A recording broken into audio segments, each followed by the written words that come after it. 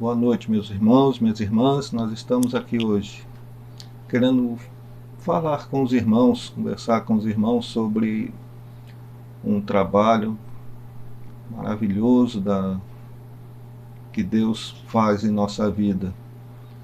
É um trabalho que poucos podem receber porque não sabem como recebê-lo.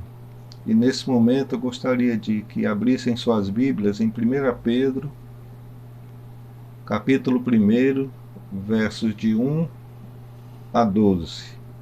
1 Pedro, capítulo 1, versos de 1 a 12. Assim diz a palavra do Senhor. Pedro, apóstolo de Jesus Cristo, aos eleitos que são forasteiros da dispersão no Ponto, Galácia, Capadócia, Ásia e Bitínia, eleitos segundo a presciência de Deus Pai em santificação do Espírito, para a obediência e aspersão do sangue de Jesus.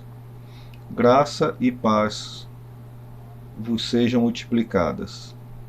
Bendito Deus e Pai de nosso Senhor Jesus Cristo, que segundo a sua muita misericórdia, nos regenerou para uma viva esperança, mediante a ressurreição de Jesus Cristo dentre os mortos, para uma herança incorruptível, sem mácula, imarcessível, reservada nos céus para vós outros, que sois guardados pelo poder de Deus, mediante a fé, para a salvação preparada para revelar-se no último tempo.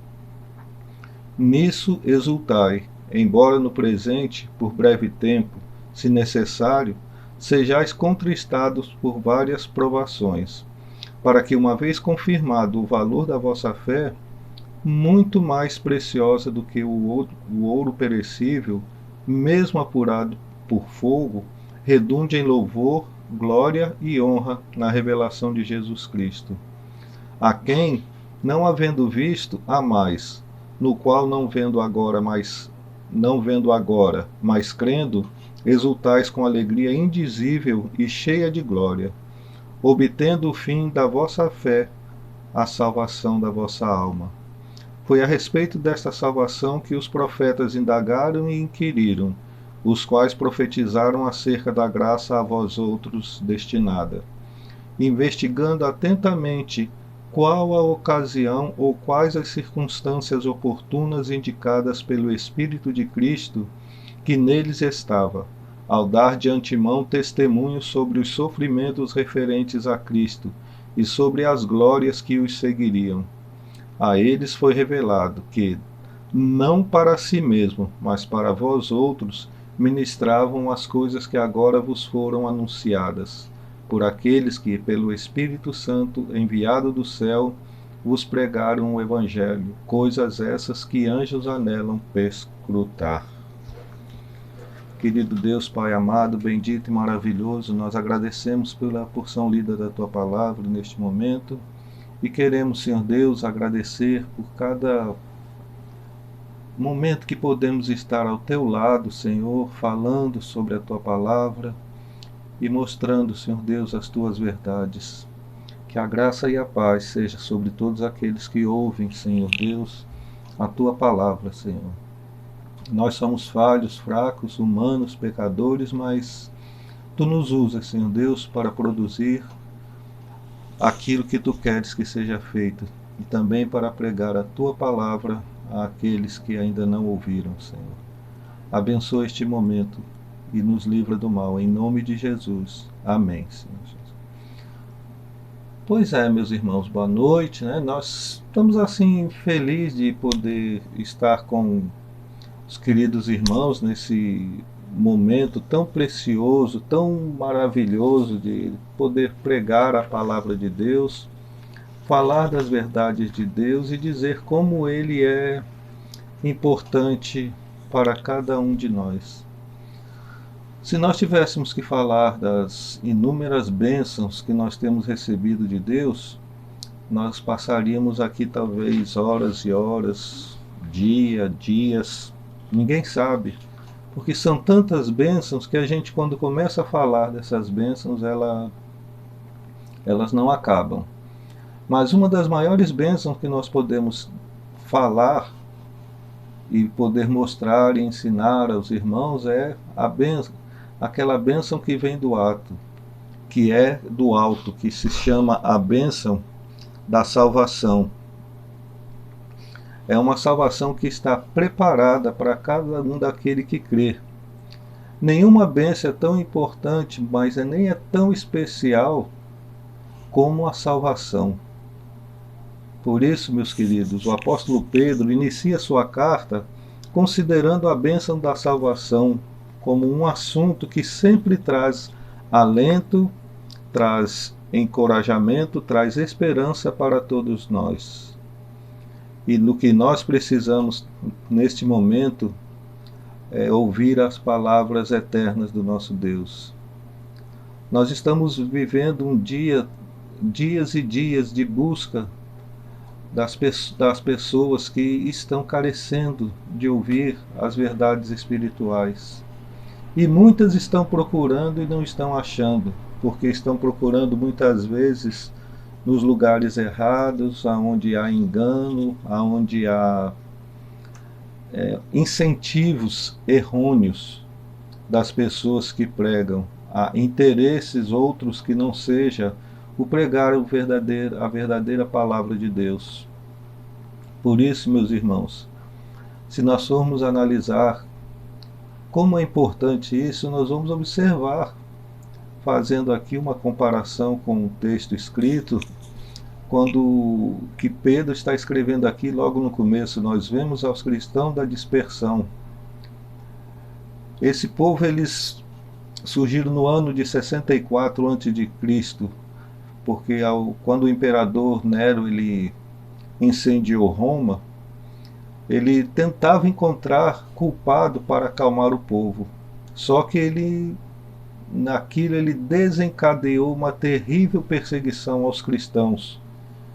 Como a perseguição se restringiu a Roma, eles foram obrigados a se dispersar, espalhados pela galáxia, Ponto, Capadócia, Ásia, Bitínia, que hoje faz parte do norte da atual Turquia.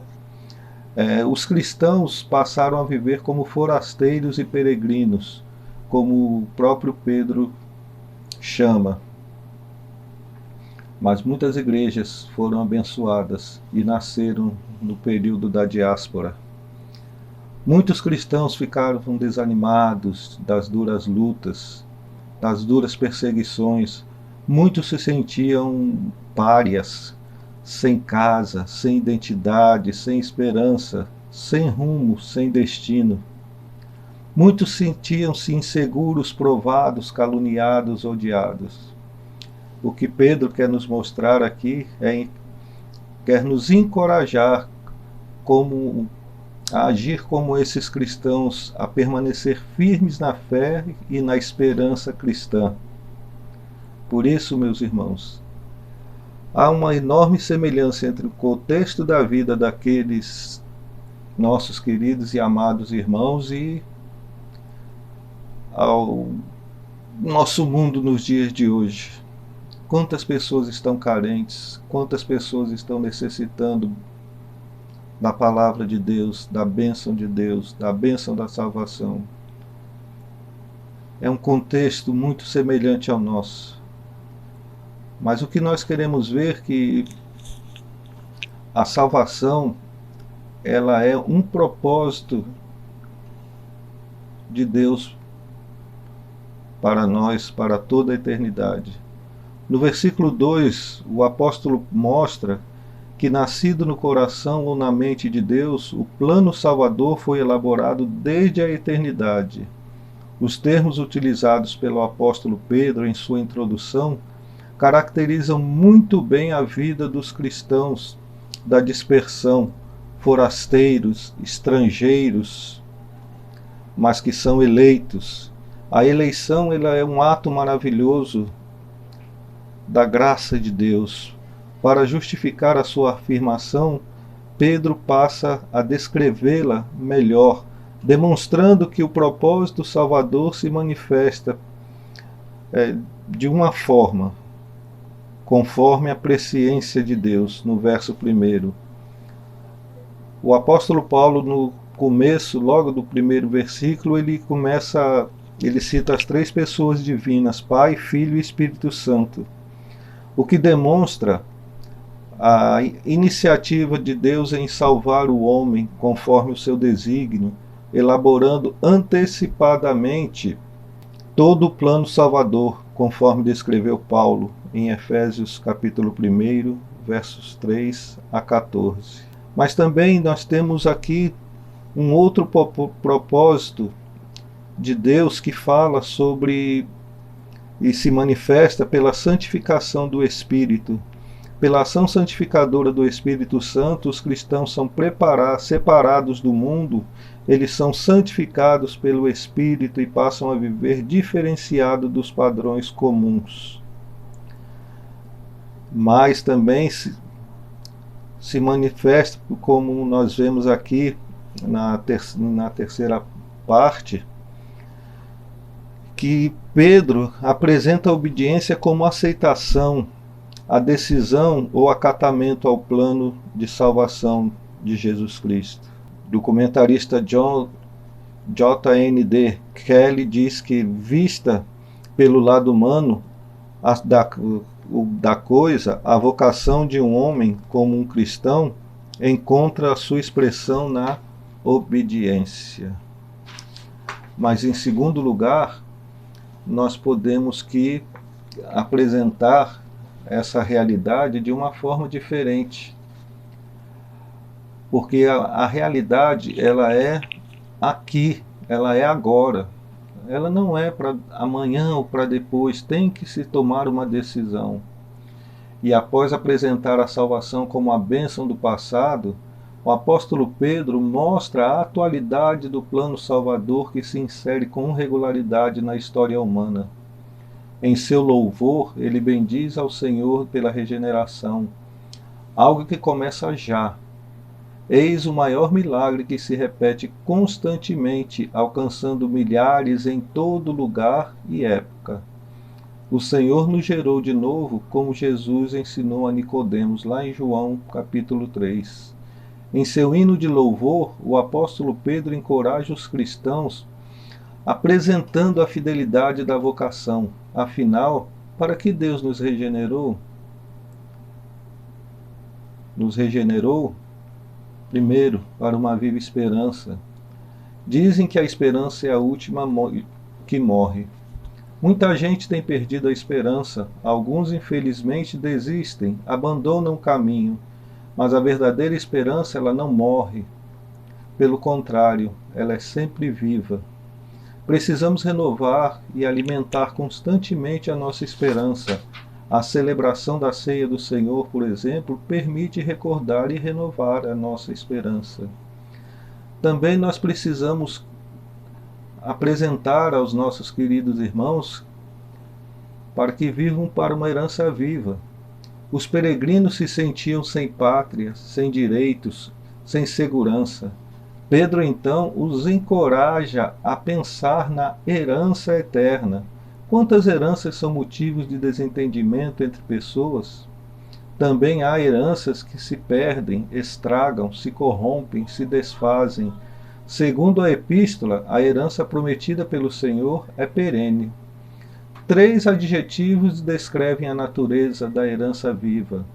Incorruptível, isto é, uma herança que não se corrompe, não apodrece, não se desvaloriza. Segundo, imaculada, isto é, uma herança sem mácula, limpa, sem contaminação. E terceiro, imarcessível, isto é, uma herança que não murcha, tal qual uma flor que não murcha e nem perde a sua beleza, inalterável, como sugere o dicionário.